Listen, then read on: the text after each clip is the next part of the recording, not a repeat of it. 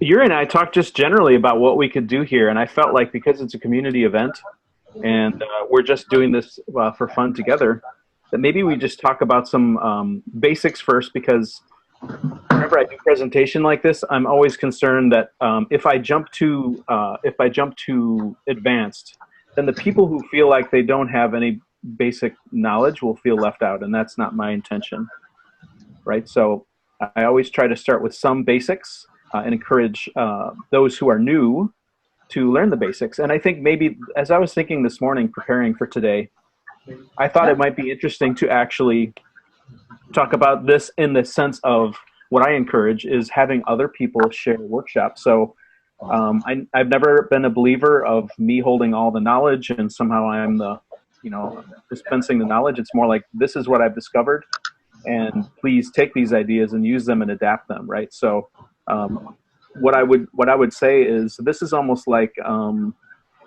mini workshop 101. Let's call it that. Right.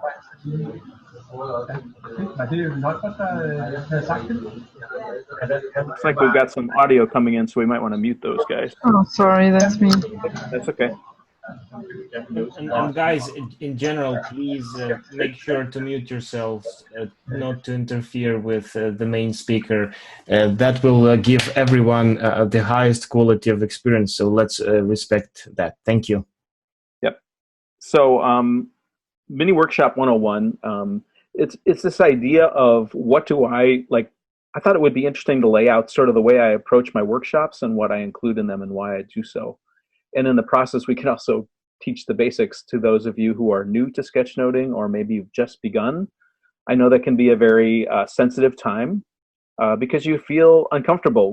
I was talking with a friend the other day that the challenge for maybe even business executives, especially because they're in such high positions, to admit that you draw like you draw as well as your 10-year-old daughter is probably not a badge of honor, right? So that's a bit of a challenge. So I always have the mindset that I need to provide a safe space. So the first thing I'll write down is before anything, we must create a safe space. Okay. And so that means things like, we're not making fun, right? Mike, just a clarification. Yeah. We're supposed to see something. Oh, you're not seeing? We see something, but maybe not what you're drawing. We see a workbook, Blank page. And, yeah. Yeah. Oh, it's not changed. Okay. I'm gonna switch something.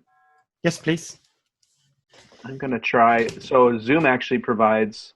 I can do my iPad through Zoom itself. Let's see if that improves it. Tell me if not. Yes. There we go. Okay, that's what I want. Yeah. Perfect. Okay. Thank you. So you see, I've written Mini Workshop 101. And so this is just, I'm going to take you into my mindset around how I approach it, like I said, and then we'll also share some techniques for those who are new to it. So number one, I think more than anything, it's really important to create a safe space. So there's no making fun, right? You can't do that like making fun of other people, right? So that's just known. But I think it's also, another one is questions are welcomed, right?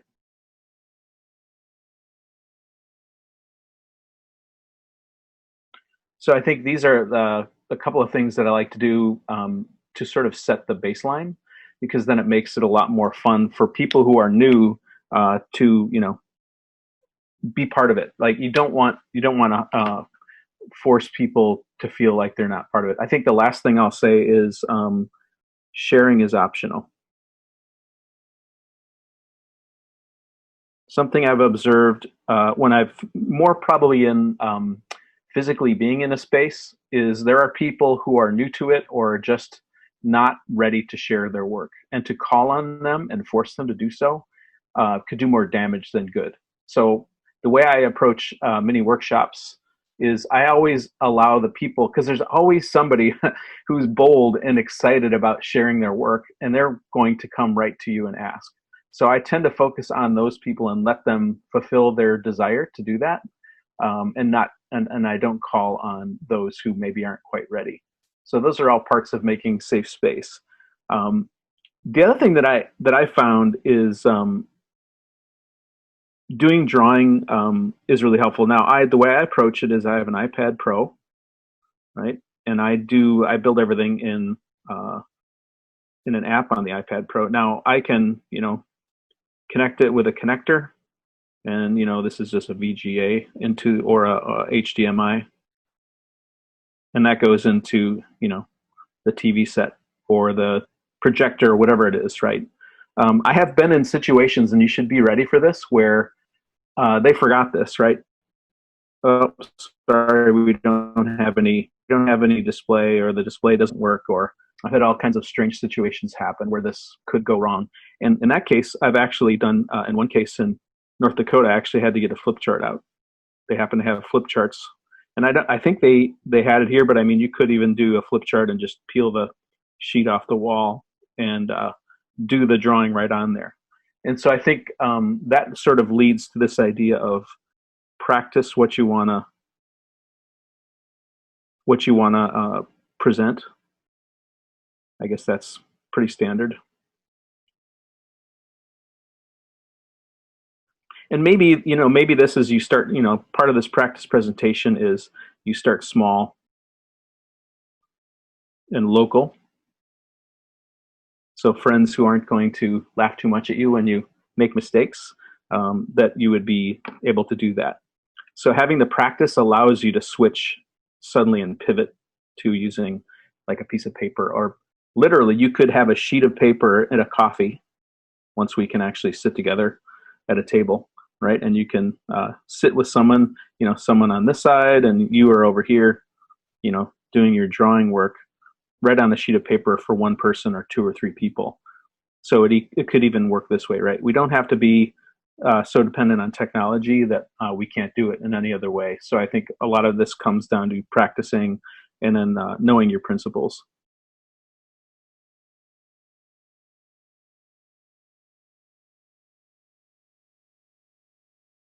Okay, so that sort of sets the groundwork for the things that, the way I like to approach things. I'll add a little color for fun, just because it's fun to do. So we've got these few things that sort of establish the groundwork. Now the next thing that I like to do is the 5 basic shapes. If you followed me at all, you've probably seen this, right? I know that there's lots of discussion, probably more in the past, about the different library elements. Some people have 7, some people have 12, like there's curly cues and stuff, which is fine. For my purposes, I sort of always operated with what I think is called the Dunbar number, which I think is 7 plus or minus 2, which got me to like 5, seemed like a good optimal number. And I felt like as I started to really push this idea, because the problem with drawing for people who don't know how to draw is it can seem really daunting. And I think if the thing I discovered is because I drew so much that I often, this was not clear to me. It was a blind spot for me. But I realized pretty quickly, if I didn't figure out a way to make this simple, that in the case of the books, I probably wouldn't be selling many books. And it was helpful to sort of think of it this way. And so the 5 basic shapes that I discovered in my own by using these elements and then boiling them down to like almost like I guess the basic colors, like if you think about primary colors, these are almost like primary colors in that sense. So it would be a square, a circle, and a triangle. Those felt like the real basics, and then it could be shaped into different things, like circles can become ovals, these squares can become rectangles, or obtuse shapes like so, right? And the triangle can be shaped as well. And then the last 2 are a line and a dot. And I even think like lines can be, squiggly like this. They can be jagged, right? So then when you start seeing these kind of other shapes in a language that someone is promoting, ultimately it's a line in my view. And then of course the dot. I really like what Eva Latta, so my friend Eva Latta, who's awesome. And if you haven't seen her work, you should. She has a really different style, and I love her approach. Eva Latta Lamb had a quote, and it is a line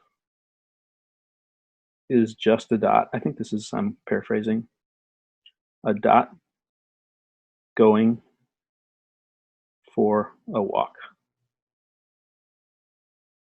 So the idea is that really, if you want to get super technical, every one of these elements are just lots of dots lined up in a certain way, right? So if you wanted to boil it down to the one basic shape, it would be the dot, right?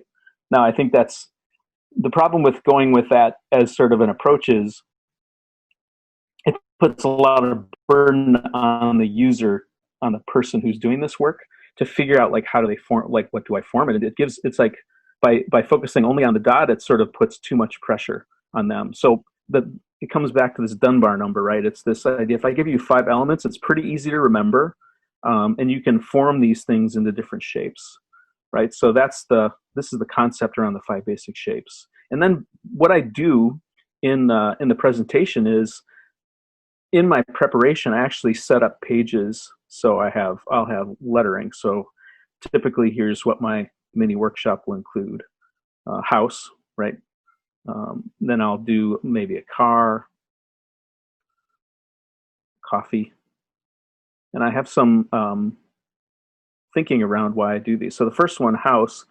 A lot of this, because so much software uses a house, I just use these 2 basic shapes to start with. So it's a square and a triangle on top of it. It doesn't even have to be very good. In fact, in some ways, I may intentionally not make it perfect so that I can start to synchronize with those who are participating. In fact, one of my mentalities when I used the iPad came from when the iPad did not have the Apple Pencil, was to use a really bold line. And the reason for using the bold line when I did this was it forced me to not get too noodly and specific. Like it was a limitation that made me approach a beginner a little bit more. And I still use that to this day when I do this. I do it in bold lines, and it sort of reminds me that I'm not here to get too detailed, because it would be easy to get really detailed. However, the one thing that I teach, even in this first drawing when I'm showing this concept, is the idea that these are really flexible tools. So all I have to do is put another rectangle, and I've got a door. I can use a line, and I've got a window. I can use a dot, and then have a doorknob. I can even put, a square up in the attic and have a window.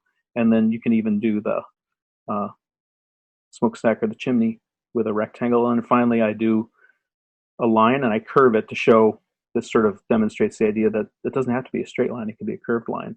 So the only shape that I've not used in this combination is really the circle. I've used every other shape in the first image. So it starts to enter people into, hey, this is actually pretty simple. All that Mike's doing is combining elements together into a shape, and it makes it approachable, right? The next one I might do is a car, and here's where I bring in the circle, right? So I would typically start with the wheels first, because then the body can wrap around it, and I keep it really simple. So I would do a rectangle on top, and then maybe it sets a trapezoid on top of that, right? So you can do that. And then I talk about how I can add detail, like little lines for a door handle and so forth, right? So you can have a little fun with it. So the next one I talk about is coffee. And the reason I go for coffee is, eventually, when you start using these elements, you're going to be challenged and think you have to do perspective, right? And what I want to teach very early on is, you're not required to do perspective. Like, only when you choose to. Like when you're forced to and you have to, then you can use it, and then you can reference it.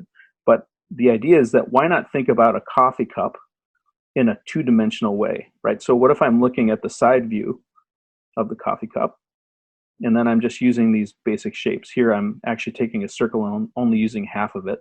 And then I show, well, then you can use the lines, curved lines, to show the vapor. And then a little trick that I do is, I'll cross out coffee, and I'll write tea. If you're a tea drinker, like maybe Michaela is a tea drinker, not a coffee drinker, right? You can mark that out and change it. So what I'm doing when I do this work is, I'm suggesting that words and images work together. They're more powerful, right? That's the idea of the dual coding theory, is that we have part of our mind that thinks in words. That's the verbal. And then on this side, on the images, we have visual. This is actually the core of what if you've ever seen Doug Neal, who's another awesome guy doing lots of teaching. That's why he calls his stuff verbal to visual, right? So it's the mix of the two. I think that what I read about the theory, and if you have more detail on this, correct me, it's this guy named Alan Pivo. And he came up with this in the 70s. The idea is that we have channels in our mind that typically operate in the verbal plane, and then there's other parts of our mind that work in the visual plane. And they're both powerful. Probably visual is actually more powerful because our eyes have been trained that way, and we're really good at pattern recognition. But Alan Pivo said that even though these are powerful separately, when you mix them, they become even more powerful. It almost forms like a matrix of memory in your brain. That's the way I've interpreted what he's saying. And so this idea of having the words and the pictures together is super critical, right? Making that connection that these support each other, that they're helpful and useful to each other, and it makes each one get stronger because they're together. And one of the challenges I find, even when I get to the exercise portion of teaching a workshop like this, is inevitably some student will focus on only drawing and not writing anything. And I think that's been a challenge. I don't know that I've totally cracked that solution, but I try my best to emphasize. And when we do the exercise, which is the treehouse exercise, which I'll draw my little treehouse for my little tree in my treehouse, right? When I do that, I specifically tell them I want, words as well as pictures, right? So it helps them see that the combination is really powerful. All right, so this is basically the 5 basic shapes.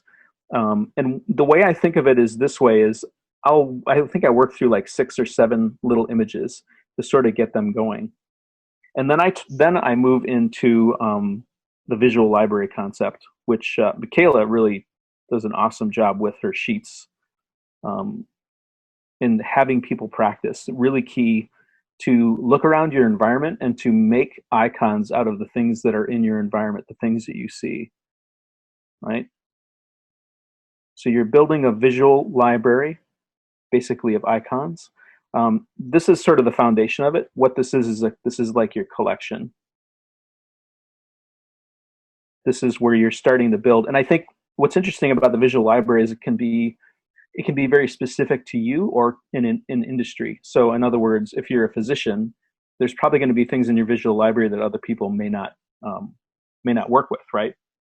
And so it's good to be aware that this is something that you can customize for your needs. It's really important to emphasize that.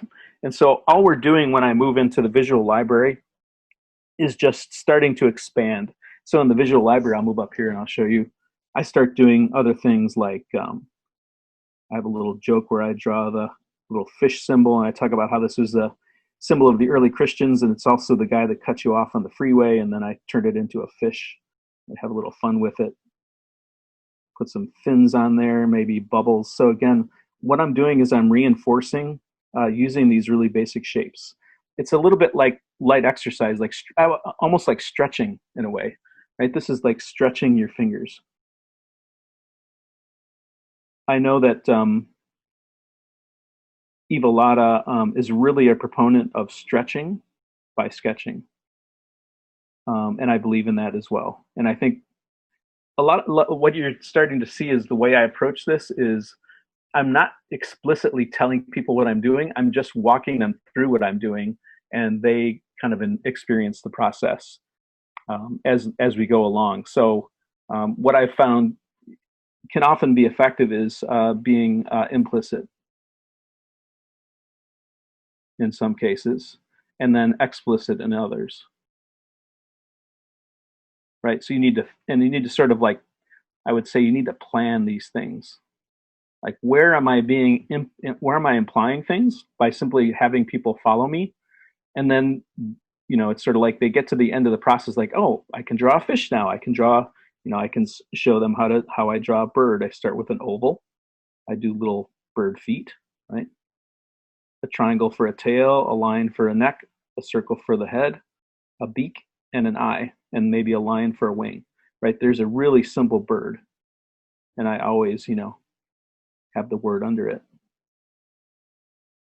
So you're sort of building through activity, and I think that's really important, right? It's really important that in a workshop you're actually doing work, because I think there can be a real temptation to simply do a lecture and to draw things. And I think something that's really important here is invitation.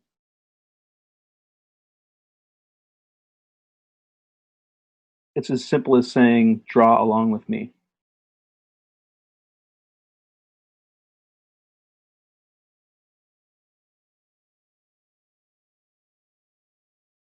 I think this is so critically important. Like, it's just a simple word, but it encourages people. And I think, part of that is, I'll tell you some other learnings that I've had, is part of this invitation is when I started experimenting, I actually had worked with an educational designer who helped me think through how to do this. I think I definitely have benefited from having that person early on in the beginning.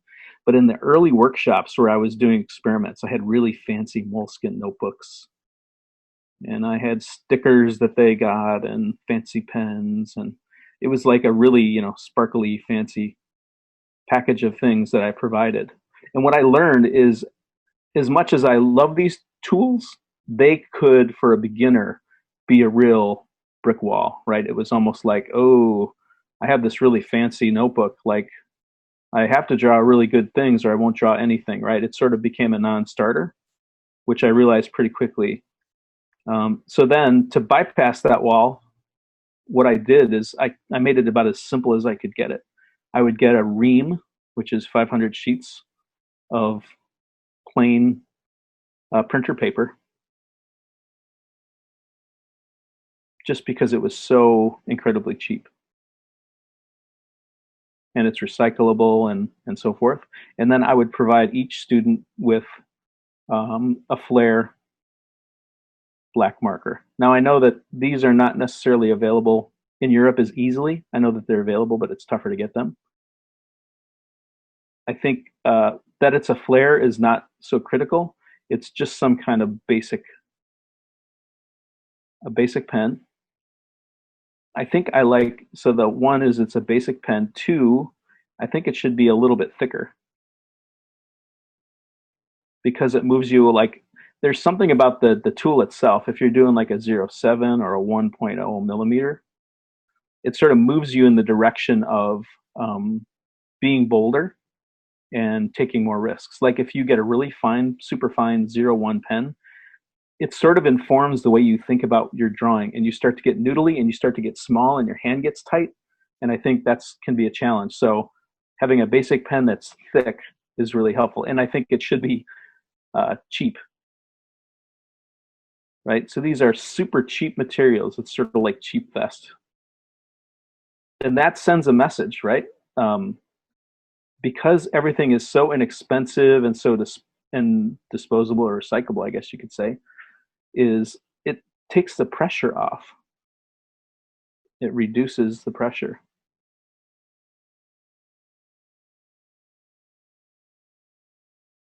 And it makes people relax. Like, hey, it's, I didn't like that drawing. I can crumple it up and throw away. Not a big deal. I'll just get another sheet. We'll throw that in the recycle bin, and, we're all done, right? So I think it's really important that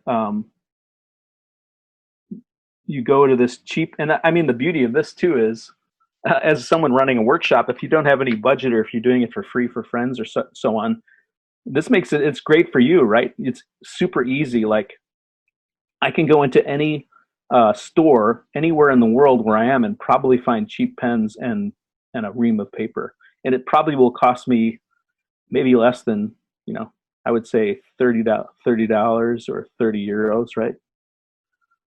Something like that. Like, that's sort of that would be my aim, is can I get it for about this much money? Like, it's pretty inexpensive. And then the other thing that I like about this is I give these pens away to people, and they can take sheets of paper with them. And what that does is it encourages practice.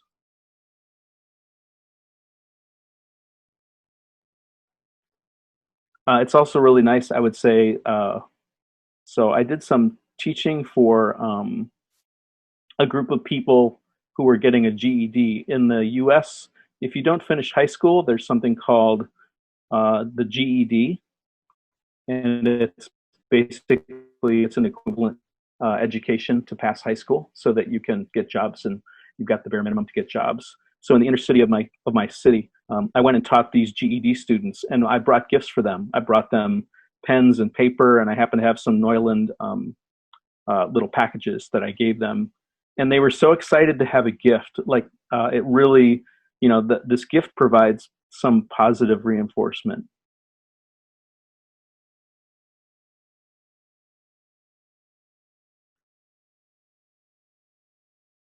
And it makes, I think that gifts make people feel loved and cared for, right? If you want to come back to the first concept, you're coming back to safe space, right? You're providing a safe space by giving gifts to people and saying, you have value. I'm going to spend a part of my life teaching you this concept, and I'm going to give you a gift because I believe you can do it, right? Those are all, again, they're talking, maybe that's more of an implicit or implied message, but it's definitely there. So that's the way I approach the structure. So the next thing that I do is I start moving into other areas. So I think about, like, what are the basics? Like if I were to send someone in the world with sketchnoting basics, we've started on a good foot with doing, the visual library. That's probably foundational. Another basic that I would say is typography. So you can at least emphasize some words. We don't talk a lot about handwriting. I don't approach that in the mini workshop. One of the challenges of the mini workshop is it's often, so you got I would say about 1 hour, or if you want to do 50 minutes with questions. So you don't have much time to work with. This is a lot less time than you think it is. So the next basic I do is typography, and I do 2-line and 3-line lettering. And if you have my book, you'll know what that is, but I'll show you now. So 2-line is basically this idea that you draw single line lettering, like so, and then you come in and you draw parallel lines next to the ones you've drawn. You then cap the ends, like so, and then you can fill it in. And what's kind of cool about it for beginners is when they're done, you don't know that they've built a template. You just see bold lettering. So it's sort of a secret. It's sort of an insider's secret, right? And it makes lettering really easy and approachable. The other thing that I like is if I had done a letter in the past, even a month ago, and I decide that's important, I'm going to emphasize it, it's real easy to do so. So it's not time bound, which is really helpful. And it also helps if someone wants to come back and review their notes. They may later learn more things or understand something and want to emphasize something in the moment that they didn't think about or didn't have time to. And then I talk about the 3-line. The 3-line is really similar to the 2-line. I start with the lines, right? We do the lines, one parallel line. The difference with the 3-line is you do lines on the other side. And the thing that when I teach this is like, okay, you can do this, but you need to plan for the space, because this ends up with a bold letter. If you don't account for the space between the letters, or you make your letters too small, you're going to run out of space and not be able to achieve it. And so a lot of times what I do too is I'll do this twice. So I'll draw this for you again with the 3 lines. And part of my rationale in drawing it twice is so that they can be reminded when they look at this, because often I'll provide the PowerPoint, the PDF of my drawn deck with all the drawings we did together. They can be reminded, okay, we're building a template or a layout, I guess a template of letter form pieces. And this reminds them what it looked like, because the problem with using a template like this is you color it in, you may forget how you achieved it. So having some reference, oh, that's right, there's this framework that we built and then I colored it in. right? It sort of reminds them the sneakiness of it, but it also reminds them how to achieve it. So that's that one. I also like to teach people. And the two that I teach are the Dave Gray method. So my friend Dave Gray, a definite leader in the space. He always starts with a rectangle and he draws the legs first, like so. And then he adds arms. I like to draw the hands sort of like Lego hands, and then line for the neck and a head. And the thing that I really like about these is you can give them action. They can do so many different things, right? You can make them dancing, you know, if you want to, jumping, whatever. And they're pretty quick. So this is the Dave Gray method. That's the way he's taught me. And then there's another one which comes from graphic recording, which is the STAR method. And in this one, it's kind of you inverted. Instead of starting with the body, you start with the head. And the concept of the star person is you're actually, imagine that you've got a star shape, right? And this becomes the head, and this becomes the body. And then you just stretch the rest of the star into the way you want the body to look, like so. So you sort of stretch it out. You can stretch it even farther and make someone taller. You can make someone shorter. You can, of course, you know, put a face on both of these, right?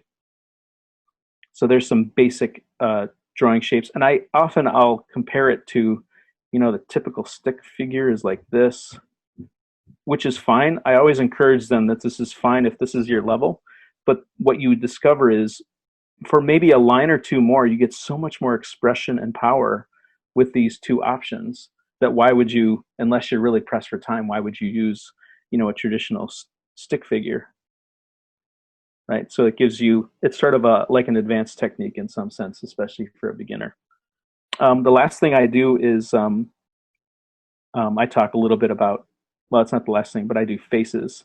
So this I learned from Austin Kleon. This is where he does these 9 faces, and there's this whole process where I have them draw 9 squares or rectangles like so. And you can follow along if you want to. And then inside, just do like an upside down 7 for a nose and then eyes on either side.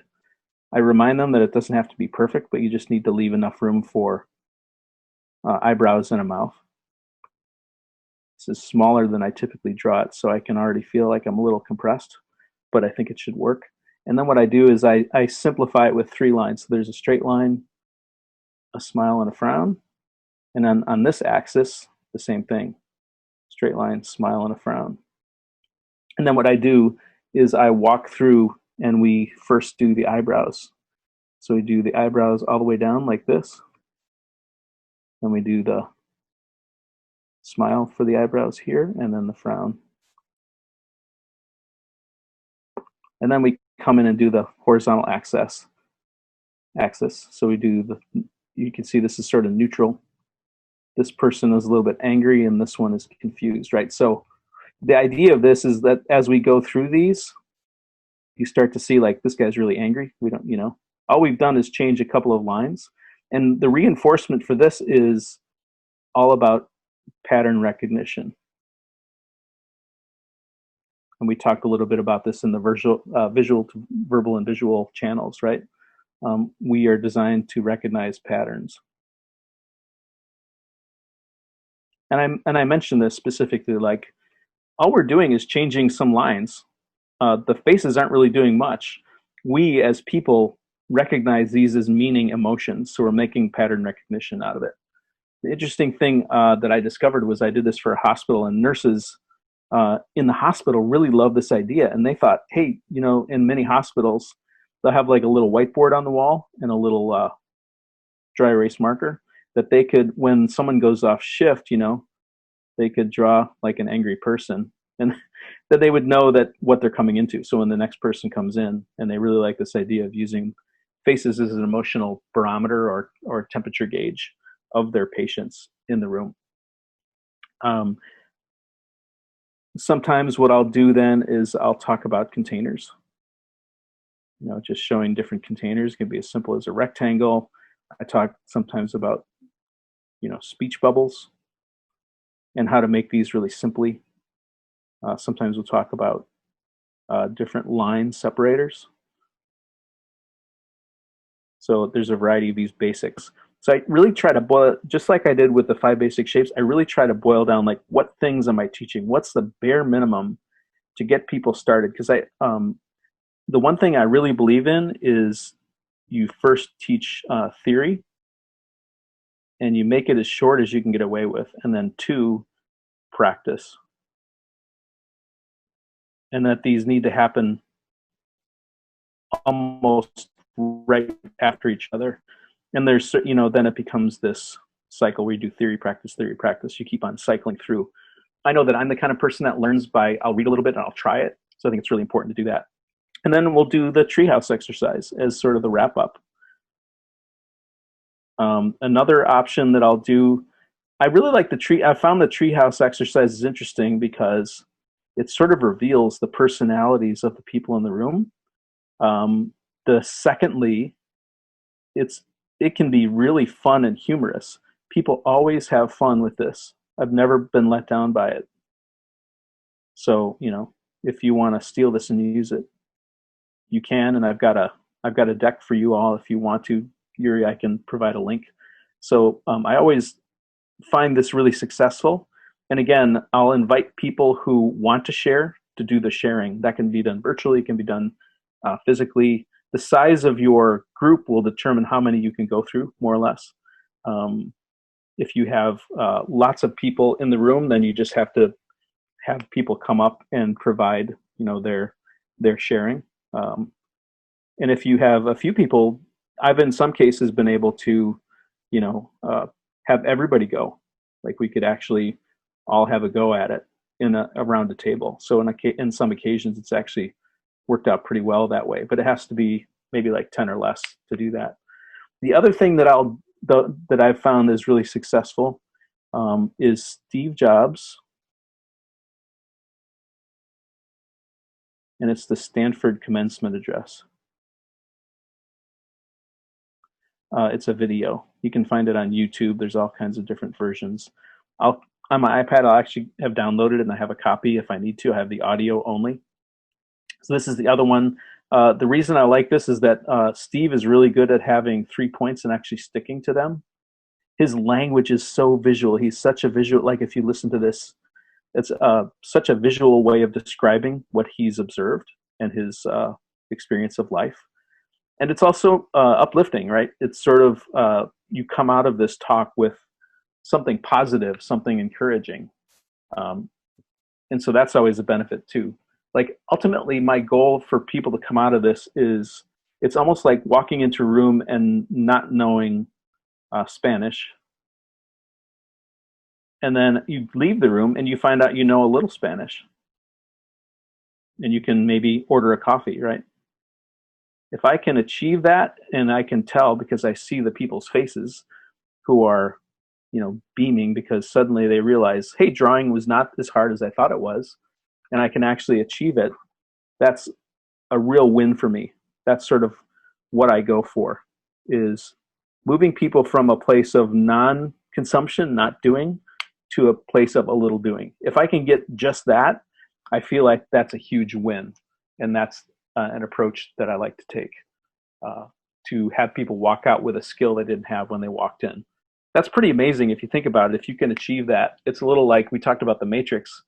That moment in the Matrix, if you've seen that movie, is where Neo plugs into some kind of a card, and he jumps up and he says, I know Kung Fu, right? That it's almost like that, maybe not to that degree, but it provides, there's something encouraging about it. And what I find is people who really gravitate to this it's enough fuel to kick them off to go deeper and really go for it. And then there's others who are less excited, and that's natural, that there's degrees of different people and what they do, approaching it differently. Maybe they need more encouragement, or they need more structure. In that case, then sometimes they'll come back and provide a more detailed view. What I've done is I've made this curriculum is sort of the same in every workshop. So if it's a day-long workshop or even an hour, it's the same. It's not different. And what I found is by starting with this, then I can start building more exercises that lean on this through the rest of the day. So as an example for teachers, when I do teachers, we'll do a whole day. So the first half of the day, just this little section, this 1 hour will be the basics, and then the treehouse. And then we'll do more exercises here based on the audience. I've even done it where lunchtime, we'll have a lunch catered in, ideally. I don't know when that's going to happen again. And I actually challenge them to sketch note their lunch while they're eating. And then we come back, in the case of teachers, the second half is all about building curriculum, because that's ultimately what they want to do, is how can I make this fit into my curriculum? And we'll break it up in different sections. I do lots of, I do a mix of solo, where you work on your own, like Treehouse is solo, but then there's group ones where groups will work together and build things together. Because then they can start, like, by doing it both ways, you can see how individually you can come up with ideas and you can apply them, but in a group, you start to feel that dynamic, the flow happening, where people are encouraging each other and you come up with things that you wouldn't have imagined on your own. So I think it's important that in a longer workshop that you have components of both in this day, mainly in the second half. And then, of course, at the end, I provide, like a PDF of everything. I've now produced another PDF of teacher resources. That's basically pages from my book and sheets that they can print and templates and so forth. So there's this collection of things that I provide as a follow-up to them. And ultimately, a lot of times the teachers will learn this enough that they can now use the same techniques and teach their students, right? That's the goal, is teaching them basically how to fish so they can do it for themselves. And then they may come back to me later for advice. But ultimately, it's finding a way to get them to be encouraged to be independent, right? Ultimately, we want them to be independent and be able to teach their students and to do it themselves. So that, in a nutshell, is what I do for my mini workshops. And I would love to, it looks like we have a little time to maybe take some questions, Yuri. So I would love to take a break. We've been rolling for a little while now, and take some questions and hear what people have to say. If they have questions that I can answer or advice that I can offer, I would love to do that. Yes, and thank you, Mike. It's been really awesome. Nothing else to be expected, honestly. We were also monitoring the chat. Good. No questions registered there. So I guess people, if you want to ask a question, just unmute and just go ahead. That's the best way to do it, I guess. I have a question. So it's Michaela from London. Hey, hello. So you know me and pens, and we have a water-based pen there, which means it doesn't work well with Copic. I saw that was a concern of another person in the chat. What would you recommend that's similar to the Flare that allows for Copics or water-based pens to go over it so it doesn't run? That is a good question. I think actually Michael Clayton is a big fan, and I have these and I haven't been testing them. They are the Sharpie marker, or the Sharpie pens. Ooh, can we see? Yeah, let me see if I can. I think I've got some here. I don't know what their availability is in Europe, but I'll show you what I do know. So this is the package that it comes in. Mm-hmm. What's interesting, this is 0.8. I tend to like thicker pens. I know that they come in different levels. So, and I have not actually tested these with Neuland markers yet, but one of the things that I've learned just this week is Neuland's got these. It's called the Outliner, and it's thick for a reason, which I didn't realize before. So it's designed that when you put it on paper, it's actually permanent, even though it's water-based. So if I let it sit there for a minute and dry, and then I come over with another Neuland marker, which is like a color wash, it shouldn't blend together. You have blown my mind. I've had that marker for like 3 years, and I had no idea. So I just learned it this week, and it's actually Sandra Dirks. And the question came because I was posting this new line, and they were it was Yuri, I think, actually, who asked, Can you draw with the sketch and then hit, go over with this guy, which is your color? And what I found out was that the inks are actually difference between these two. And I actually found a little bit more. So you can see there's the 100 and the 010. 010 basically means it's permanent. You can even see it in the little icons. Oh, yeah, So right there is a little icon for permanence. Here it's just a heart. That means hope for the best. I don't know. And so I further dug in. I said, well, why couldn't you just simply fill one of these with this ink? And so I reached out to Guido, and he said, actually, we would love to, but the pigment in this ink is actually too coarse. I didn't even think about this. Some small powder of some kind, right? It's that carbon. If you could fill it in here because these are fillable. Yeah, so basically what would happen is these tips, especially the 01s and 03s, maybe the 07 you could get away with it, that the tips would actually get plugged up and you would get frustrated. And that's why they haven't done it, which totally makes sense. And that's what so these, what they did say was this, that if you, and this doesn't always work in sketchnoting, if you could drop your color first and let it dry and then come over, most pens, I guess, would work on top of it. But as you know, sketchnoting doesn't always work this way where you do the wash first and then the color second. I mean, you can sort of plan for that. Typically, you're drawing your black and then often coming back and highlighting. So I guess if you're a little bit careful, it can work. So actually, coming back to the original question was, so what happens with a Sharpie? So this is the Sharpie marker. I think it probably dries pretty quickly because it's alcohol-based. I don't know how they achieve with a Sharpie marker the non-bleeding. Now, this is a idea book, so the paper's thick enough to handle it. But I mean, even the idea book will eventually, if you pound it with alcohol-based ink, it's going to go through. I mean, alcohol is designed to penetrate, right? So it's just a matter of time. I just skip pages. I don't mind. Yeah. I mean, that's another approach. Or you could do like, I guess you could put like a spacer in there or something like that. So I would say look into the Sharpie pen. I know if you want to talk to an expert about these pens, it's actually Michael Clayton. He's sort of nuts for these, and I guess these come in colors as well.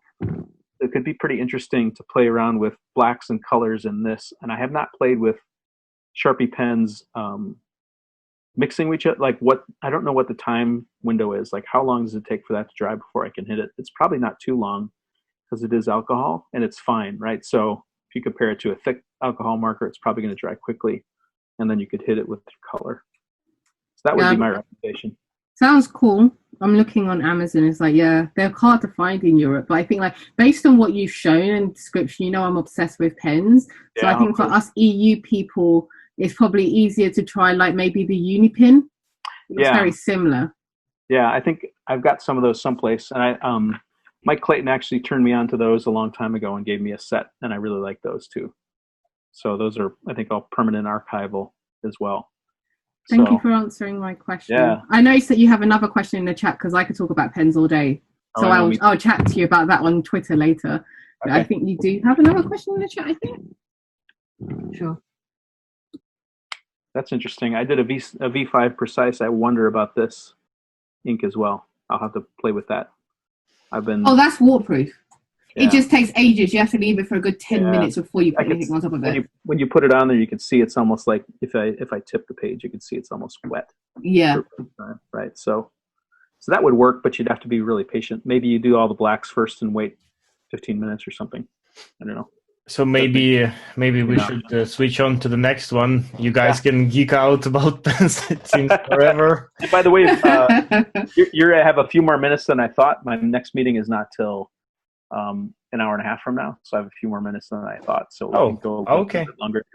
Oh, that's generous. Hey, awesome. Thank you so much. So there is one from Lisa. Lisa, will you want to vocalize it yourself, or do you want me to read it? Can you hear me? Yeah. I have a question to the treehouse task. I'm not sure I get the point. What do you ask your participants to draw? Okay. You say it shows something about the personality? Yeah, it's sort of, it turns out that it's a little bit like psychology, actually. Yeah. So I'll switch a page and I'll do a little bit of drawing and show you what I mean. Cool, thanks. So what I do is I have a few rules that I've discovered over time, and is number one, focus on the house. because what I found is many participants will have beautiful trees and no house by the time we're done. Okay. So number 2, I do time boxing. And I time box it this way. I do 5 minutes and then a break and then 5 more minutes. So ultimately you only get 10 minutes total. Mm-hmm. It's not much time, intentionally made. And the reason that I do this little break, and it's only like 30 seconds or something, is what I've found is someone will work hard on an idea and they'll get to this point and then they feel like, and it's only a few people, it's a small percentage, will feel like, oh, now I'm stuck. I have to finish this, even though I had a better idea. So what this does is this sort of eliminates those few percentage feeling stuck, and it lets them pivot. And then they can start again and do the next 5 minutes on something else. And in some cases, I've actually had people work through 4 or 5 different rough sketches. So that's encouraged as well. It opens it up a little bit more. Because the worst thing you can do is spend 5 minutes on something you hate and feel like you have to do 5 more minutes on this thing. It's going to disengage someone. It gives them a little bit of a moment to break. So the way I show this is I sort of have on the focus on the house part, I just show the shape of a tree, and then I show a more detailed house with all this stuff. And my phrase in there is more house, less tree, I think.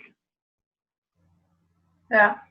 And then I'll even suggest, even if you draw the house and you forget to draw the tree, even if you could just do an outline, but if you forget to draw the tree, we'll assume that the tree is implied because we're doing a treehouse exercise.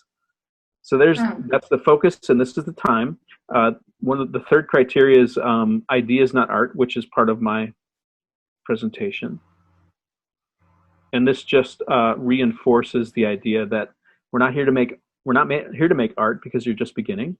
All the things that we taught you are enough to achieve this. And I want you to focus on what are the elements we taught you. We taught you the basic shapes, right? We taught you how to do people. We taught you how to do faces, right? And then we taught typography if you wanted to bold something. So just these elements, and maybe, containers or lines or something. So you're basically, I'm limiting what I've taught you, and then we're limiting your time, and we're having you focus on a concept. What I often will open with, which maybe could be 0, is who wanted a treehouse as a kid? Yeah. And like 80% of the hands go up. So there's sort of a deep idea of maybe this is more of an American thing too. I don't know if this maybe is common in Europe. Maybe, but, yeah. right? So I mean, you could be like, who wanted a playhouse? So you could even modify this and call it a playhouse. But I mean, it could be a playhouse in a tree. So first you start with who wanted a tree, right? And usually people wish it. There's actually an American TV show called Treehouse Masters, where they do these amazing tree houses, and they have like large budgets. They're almost like houses, literally houses and trees, right? So first we start with remember when you were a kid, there's something cool you wanted. Okay, we're going to focus on the house and not on the tree, so don't get lost in bark and such. Time box means you don't have much time, and what this encourages is, like, often in sketchnoting, you're working with limited time. You try to position yourself best with the limited time you have, which is sometimes 40 minutes or an hour. So like this is sort of gets you without them knowing it gets them in the mood of moving quickly. Yeah. And I think the other thing is by moving quickly, you don't get too noodly. Yeah, exactly. And what I mean is you tend to like focus in one little corner and, oh man, the little knot in that tree is perfect and I have nothing, right? So it keeps you from being too noodly. And this is all principles in sketchnoting because you have a limited time to capture information, so you're analyzing and paring down things. I do things ahead of a sketchnote session, like I draw the people who are speaking, I do the title, like I do all this research before, so when I get there, I can kind of get into a flow state. So this is like really, this is almost like proto sketchnoting in a way, which is okay because they've only just begun, 30 minutes before. I talk about ideas, not art. That it's we're not going to be judging. There's no judging. Mike, a clarifying question. Yes. When you ask students to draw that tree house, is there any specific requirement to the size? Should it be like a full A4, which is a letter size in US, or should it be like, or could it be as small as a sticky note size? Any guidance that you give them there? Good question. I think A4 letter size is good. I don't care about either horizontal or vertical.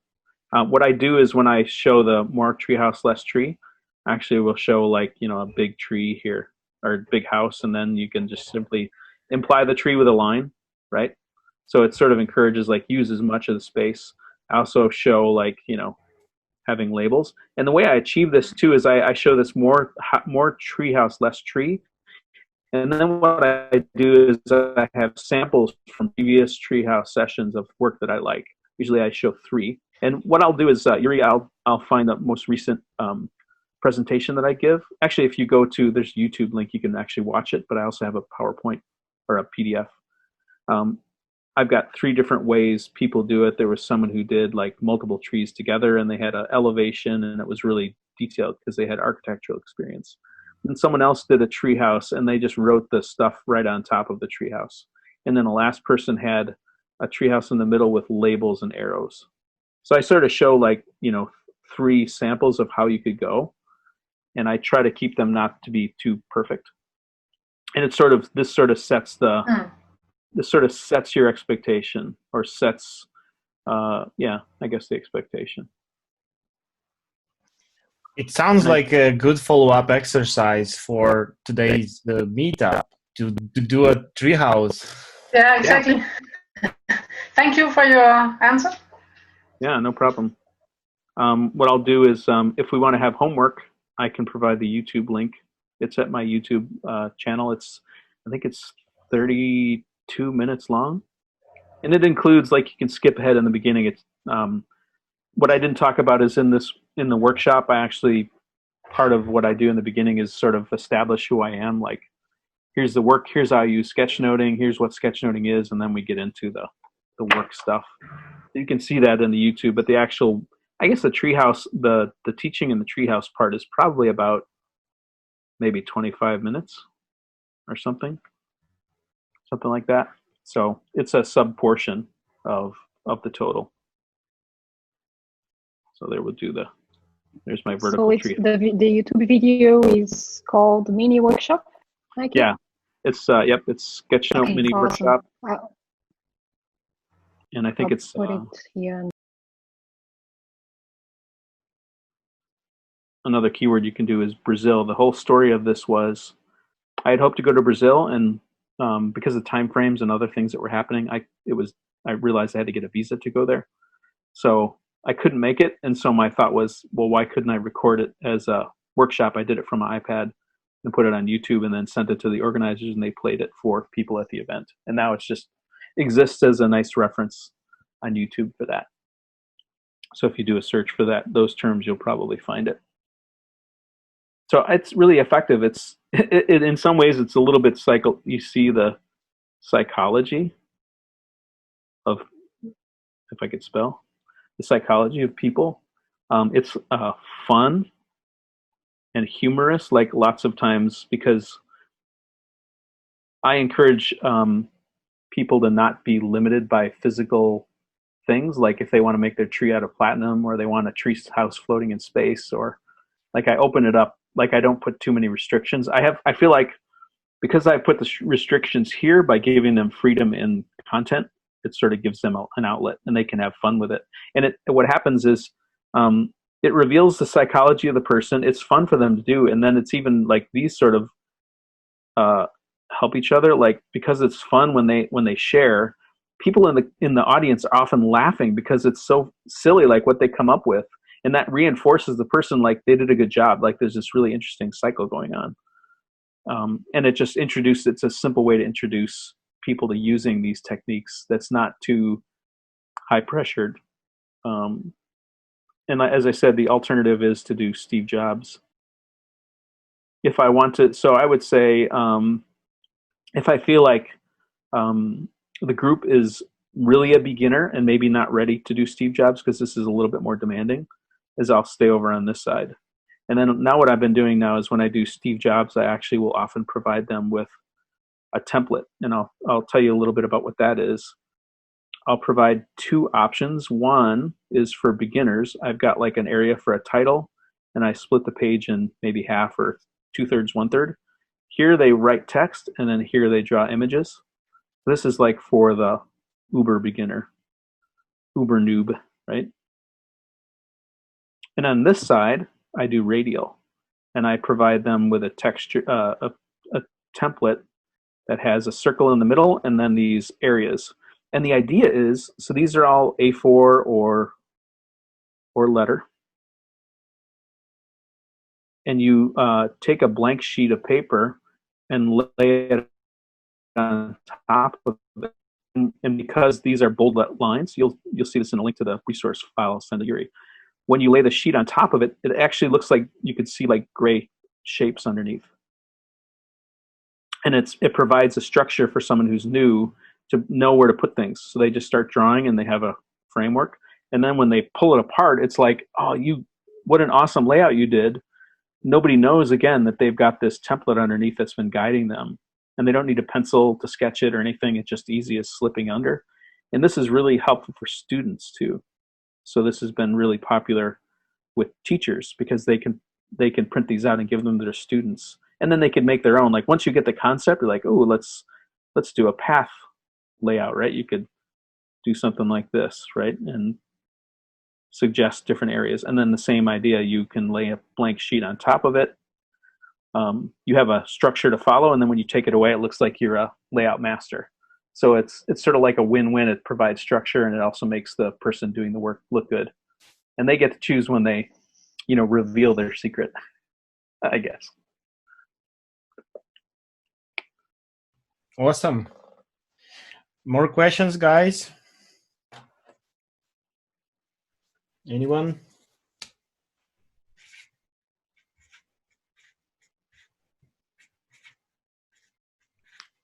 I have a question, and if no one else has a question. So as we're talking about frameworks for layouts, one thing I find that when I do workshops is people are always like, so what layout should I do? Like, how do you address that? That's a good point. I think this is sort of starting to do that. So I think about a lot of times what I talk about is I think early sketchnoters have a real hard time mixing lettering and drawing together because it's not normal for them, right? So if you think about where you're coming from title, text, boring. Yeah. So what I often teach is, okay, it's okay to have a title. What if you just, let's just divide the page like this, like 1/3. You still have your writing area. It's still comfortable. And as you are either doing this or maybe when you reflect, you're like, oh, there's an image. Ooh, there's a slide that I see. I'm going to draw the slide in there. And it's sort of like they're almost distinct, right, at first. And then the challenge is, okay, now maybe it goes from 2/3, 1/3 to maybe it's 50-50. Now you have a little more of a challenge, right? So now your text is getting smaller and your drawing's getting bigger. And then maybe the last challenge is, all right, now we're going to open it up. You're going to do maybe drawing and then an image and drawing and an image. So it's almost like a progression in this direction from someone who's so used to this more strict, text only over to the combo. And it's, just bringing it in slowly. And it, that takes time. So it's all about practice, isn't it? So, yeah. That would be interesting. I hadn't thought about this.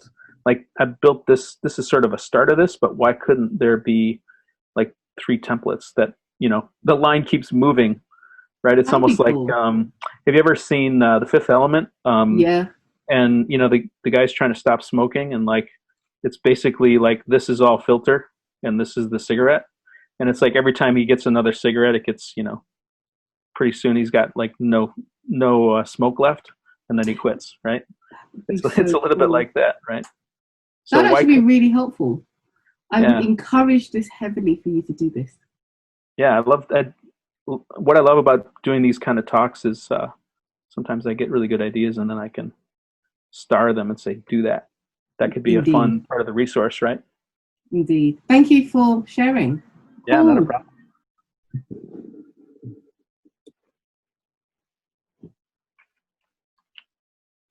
How about you, Yuri? Do you have any questions that you've? I have a tricky one. All right. I need you to...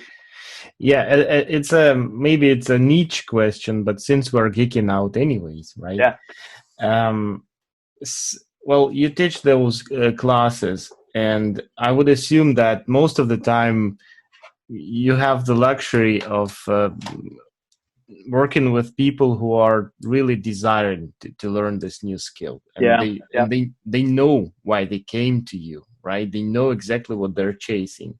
Sometimes when you have a different setup, let's say an in-house class, and some people might show up there not necessarily as motivated to be in that class. They have to, required, or maybe not required, but maybe they thought like, meh, interesting, I'll just jump in, right?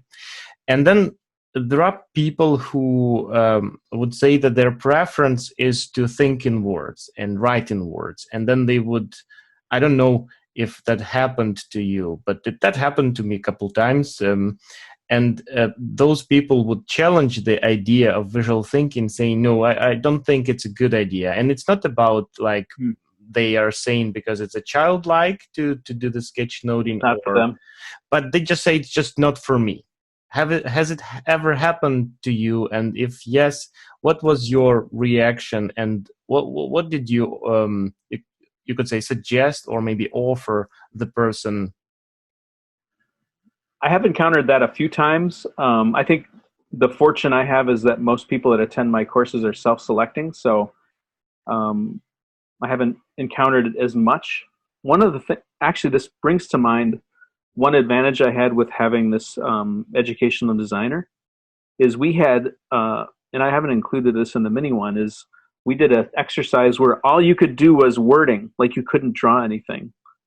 But what we had taught was basic lettering. So I've come from a graphic design background. I love typography and lettering. You can look at people like say Heather Martinez, who's awesome. Another person who you can look at is Alma Hoffman. And what's interesting about Alma Hoffman, if you look at her work, a lot of times her stuff is mostly typography. So maybe the way to sort of pivot that on someone who might resist the drawing part is to say, maybe you just love words so much, maybe you can follow the same structures like headlines, and you can write text in sections. Maybe it's just as simple as like containers. And starting to use lettering as sort of an entry point. And maybe they won't ever switch to using visuals. Maybe they will stay with typography, but maybe that's not so bad, because if you think about typography in a lot of ways, they are visuals. Letter forms are visual, right? And the other part too is that you're doing some analysis of what you're hearing, and you're making decisions about what gets on the page.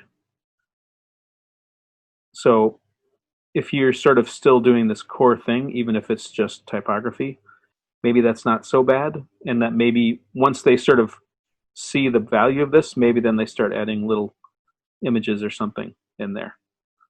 That could be maybe an angle. That's a tough one, though. I don't know if I have any immediate wonderful answers that solve that problem, but I would think if there's a way to jujitsu that by accepting that they love letters and then offering them an alternative where letters are the core of what they're building with, then maybe they would, be okay with that.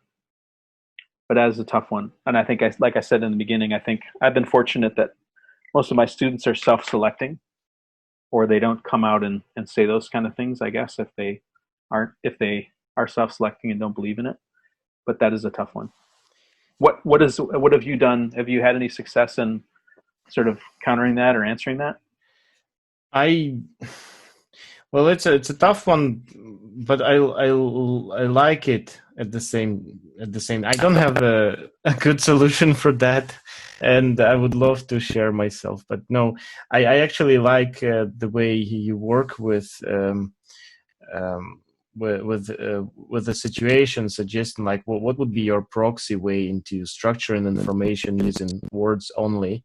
So that part I really like. That's something I think is both constructive and also accepting. I personally just accept that as a fact that it might not work for some people, and I think it's good to have completely a different opinion about your belief, because what if I'm wrong? What if we are all wrong about visual thinking? And we need to kind of have a fresh view on things to maybe be a bit open-minded and not get too blind about certain things. I don't know. I just appreciate those situations, but I don't have a recipe myself, unfortunately. Yeah. That, you could argue even if you're doing typography, like the combination of typography and spacing, like if you're just doing a column of text, that is a layout. It's a very boring layout, right? This is a very boring layout, but you're making a choice. You've got margins, right? You've decided what's bigger and what's smaller, even hierarchy, right? If you're doing, sub bullets and things, that's a structure. So you're actually accepting structure of some kind. It just happens to be that the elements you're limiting yourself to are words, where sometimes images could be more efficient, right? You can draw things that would take paragraphs to describe. And that might be coming from someone who just feels like they're more comfortable in words and they're being pushed into an uncomfortable space. And so their solution is, well, I just think words are enough, right? So a way of avoiding the challenge, that could be part of it. But there is definitely the part that typography is also a powerful tool, and it is in some ways a visual part of visual thinking. So it's not part of it, but it is, part of it. I have a question. Mm-hmm.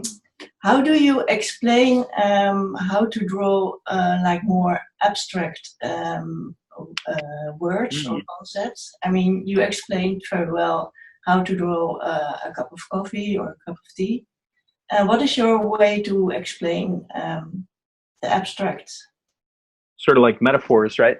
Sort of what you're talking about? Yeah. Do you have a special exercise for that or a special method to explain it?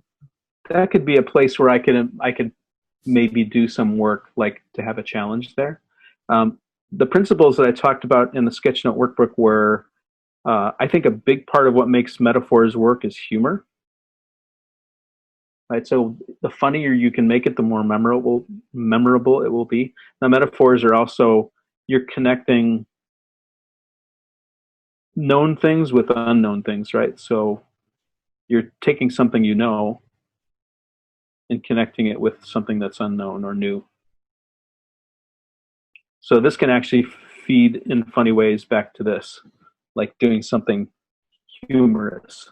I can't at the moment think off the top of my head with something like, so I'm working on an illustration project for a friend who's doing a book right now. And one of the concepts that he's talking about in there is the idea of goals should be separate from professional development. Because what happens is, if there's pressure on you to fulfill classes and things, you're maybe not going to be as open to the learning. So he talks about having a separation, and the concept I was coming up with, and haven't drawn it yet, maybe I could do that now, is the idea of a brick wall. Right? So the separation. So using physical things that we can relate to express the idea of separation. Right? So that's a really off the top of my head thing. This would be really interesting. Again, I'm going to put a star here. New exercise idea. Because I think I think this way, and I just do it, and I've never deeply deconstructed it, and that could be an opportunity.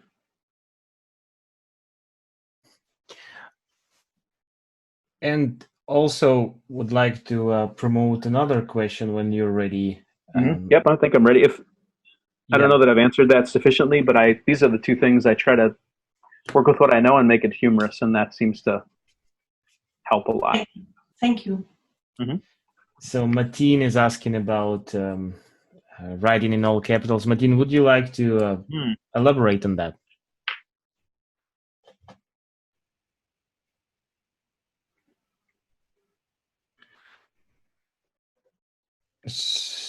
Yes,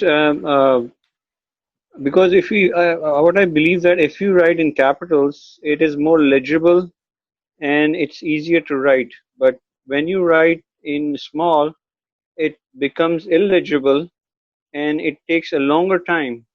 And when most of the sketchnoters I've seen, they prefer writing in capitals. So that was my question. Is it advisable to do it now, or you can do both? Here's a funny story. I began a long time ago getting into this thing where all I wrote was in capitals, and I almost thought of myself as like architects, I think, so to do this. Right, so they always write in all caps.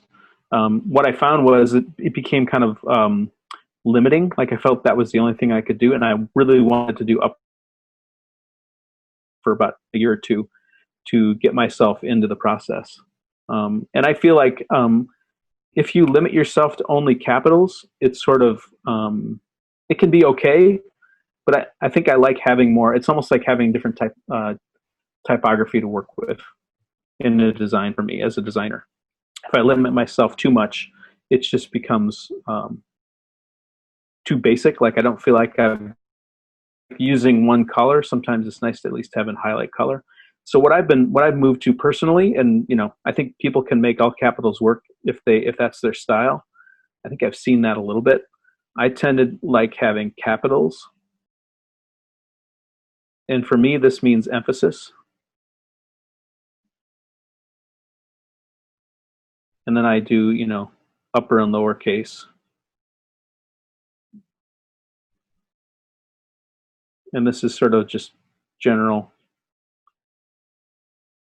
detail. And then lately I've been doing script. And this can be an emphasis. The way I would say this is like I might say, let's just do I hear that capitals provide emphasis. And maybe on this one I would do a line. So you see I've got sort of the descriptive. This is the base or the standard. Here I've got now emphasis. And then also, maybe I spelled this wrong.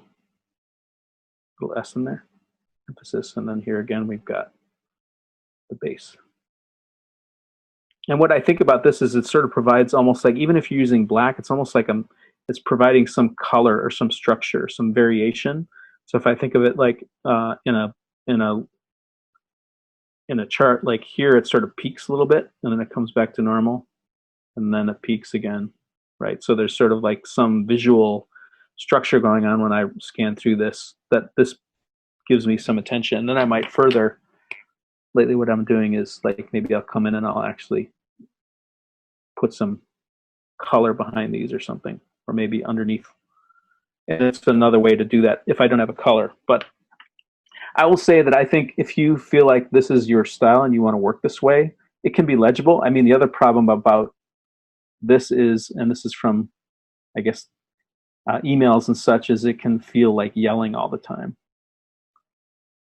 So that's the problem with all uppercase, is it can often feel that way depending on what your style is. But another way you can think of it is you could also mix in lowercase. So there it looks like uppercase, but you got a lowercase e and g. That sort of makes it a little bit more human. Maybe the I, right? So that could be another way to approach it too. Does that make some sense? I think this just sort of limits you. This sort of limits you a lot, and by mixing it up, it gives you some options. And then you like a lot of times it gives me emphasis without having to do color, although I can add color later. And you can add diversity also. Yeah. Yeah, good. That's Thanks. probably a good way to diversity. Thank you. Yeah. And then we have another one from Grace. Grace, will you please speak up? Yes, for sure. So, Mikey, a practical question about workshops. Mm-hmm. Do you do anything special to prepare, in terms of sustaining your energy during the workshop? Mm. Yeah, I mean, a lot of time, well, I don't travel much anymore, but for me, I think the things that I like to have is a clear structure. Even if it's an outline, so having some kind of structure. The way I do that with workshops, I'll go on my iPad and I'll prepare the whole deck inside there. So it's all ready to go, and I've got the templates in place, and I just fill in where I know I need to fill in. And what's interesting is actually the workshop 101 that I taught you, that beginning part where I'm doing drawing, that's really the only part where I do much drawing. All the rest are just basically could be a PDF, but it's easy to kind of put it all together in an iPad and deliver it that way. So I like having a clear structure. One of my rules is I never go more than an hour. So 1 hour maximum before a break. Because it just can be really intense, especially now that we're doing all these, if you're doing it online with Zoom calls, like you can start getting Zoom fatigue pretty quickly. So I would say 1 hour max break, and then maybe the 15-minute break. Maybe I would say the minimum would be 5 minutes. It's different now if you're doing it online, because for you a break could be going downstairs and getting a cup of water or something, right? Where if you're physically in a space, you might want to go to your desk if you're in an organization. Maybe it takes 7 minutes to get there and 7 minutes back or something. I try to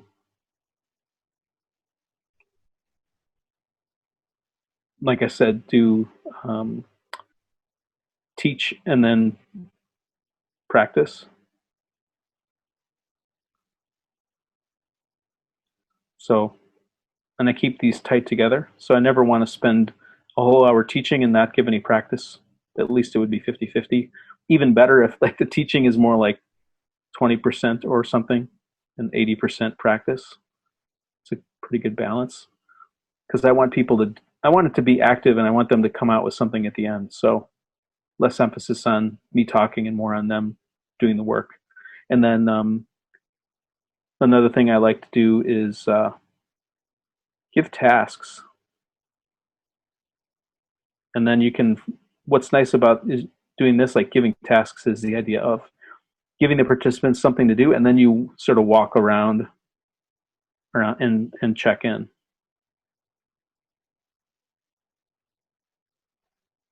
So this gives you the kind of observe how things are going. Are they picking up what you're saying? Those kind of things. So it gives you some freedom in the event itself, would be that part of it. So maybe those are some thoughts. Does those make sense? No, it definitely does. Thank you so much. And just to build on top of this question, now that Grace is satisfied with the answer, I would like to elaborate one thing, because the way Grace wrote it on the chat is also suggesting an interesting element to it about your personal energy. How do you ration it so that you don't burn out, right? Because it's like a marathon for you as a trainer. That's also very interesting to kind of dig into. That's the behind the scenes magic. Yeah, this, I would say a big one is this last one, shift to the students. That's why I give tasks. So I can have a break, I can walk around, or I can check my email, or I can leave the room. Like I'll know, like, okay, I have, this is a 15-minute task, so I can go in the hallway and walk around or something like that. So it lets me check out for a little bit mentally and sort of regroup. I can sort of observe if I want to and get a sense. It gives me some agility to be able to react to the situation in the room. So that I found is a really big one. Sort of not being on all the time helps me recharge. But it's definitely, I mean, you could speak to this. You're an agile coach. You probably see this all the time. This at the end of a day, man, you feel really drained. It's exciting. It's like good drained if it's a good workshop, even if it's okay workshop. Just seeing people with their lights turned on and they feel that they can draw at the end. But it's an energy draw for you as a leader to do this work. So you really do have to manage it if you're going to do a full day. Absolutely. It's like a workout in gym, to be honest. Yeah. Sometimes Yeah. feels like one.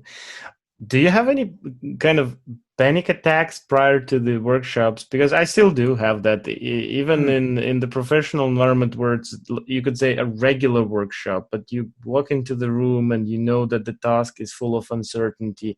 I get those jitters quite often. Do you get them? And if you do, what's your strategy of addressing those? My solution is to try and plan and structure everything ahead so that I don't feel that way. And also lots of practice. I would guess sort of the structures that I do, I sort of think about, let's say a day-long workshop, I think about it modularly, like what are the that I need? And then I'm always looking, so let me give you an example. There was a workshop that I did, and I wanted to do a group thing, but I didn't have an idea. This was in Kansas City. It was probably 3/4 of the way through the day. I had something else planned. And the organizers came to me and they said, hey, everybody's been sitting for a long time. This is earlier in my process, and I was still learning how to do them so that everybody would have energy. They came to me and said, we're noticing that a lot of people are sitting and they're sort of looking on their phones and stuff like that. Like, we've been sitting for a long time. Do you have any exercise that we can do that would sort of get us up and maybe work in a group? And I just, in that moment, I was in Kansas City, and I'm a big fan of, I guess I'm a foodie. And so I thought, well, wouldn't it be interesting if all these experts about Kansas City could make a map? So we were out talking about mapping ideas. What if they made a map for me of all the great places to go have barbecue or food in Kansas City? And so what we did is we had rolling whiteboards in the room with whiteboard markers that actually worked. Yuri, you'll appreciate that. And so we had broken up the groups prior in group settings. So we put them back in the groups and we said, all right, we're going to move these whiteboards all around the space. Your team is going to focus. You have to get up and work together. What I want you to do is to list all the great places to eat and draw it on a map, like visualize a map of the city, and then show us where these great places are. And then we'll have a gallery walk where all of the group will walk by each board, and that team will then present their map to the people that are standing around. It was totally impromptu and made up on the spot, and it's been a really successful activity. I call it hidden gems, because I always think of it this way. If you go to a place like Copenhagen, right? I've been to Copenhagen, and I didn't know anything about Copenhagen. I didn't really have a lot of time to research it, so I only stayed close to our hotel. But had I been with someone who was an expert, they might have suggested, oh, if you just went a block further, there's this really great little coffee shop, and they have this certain pastry that you only get in this one place, right? Why couldn't we leverage all these experts, local experts, to map it out for me? And so that went really well. And the funny story was, on top of it, there were people that were not from Kansas City. They were from another nearby town, not so nearby, maybe an hour away. So it actually worked for them, because what they provided was their impressions of what good places were in Kansas City from an outsider's view. And so in that case, I've just learned to try and go with the flow. But as much as possible, I try to plan myself into a good position where I have options. So I don't find myself in a surprise position. And if I do, I try to lean on the people that are in the room, and maybe like the solution, and maybe this is unusual, is to actually admit, like, I'm not really sure what to do. What do you guys think? Like, again, moving the solution to the people in the room, and what they want to do might be an option. Kind of depends on your audience, but that's maybe a story that would help you. I try to plan out any kind of freakouts if I can, and then if they happen, I just try to adapt to the situation and lean on the people in the room to help. And bring them into the solution, which depending on your audience, like they may or may not, they might they might say, you're the expert, you should have this all planned, and maybe they would be resistant. I mean, that happened, but maybe there's someone in there that's willing to, do a little improv. Yep. But yeah, that sometimes happens, and yeah, you're right about it. But that's cool, right? And you can sense the audience and see how things are going, and try that. And it can be actually pretty nice, and there's co-creation. Yeah, I've often thought it would be good to take improv comedy classes, because I think the principles you would learn, like I think it's their principles are like, go with it, and we help each other, so you never let down your partner, right? If you try to put your partner in a position, setting them up so they can now take it and make something, because you're trying to improv. So I've always thought about, maybe I should take improv lessons to learn how to be more in the moment, right? You can have structure and then have the flexibility to improvise on the moment. So nice. Maybe the last chance for the very, very short last question before we give an applause to Mike. Anyone willing to get the last chance? No. People want to allow you to get a well-deserved break. And yeah, let's give you a round of applause. Thank you. Thank you, Mike. Thank you so much, Mike. It has been really great.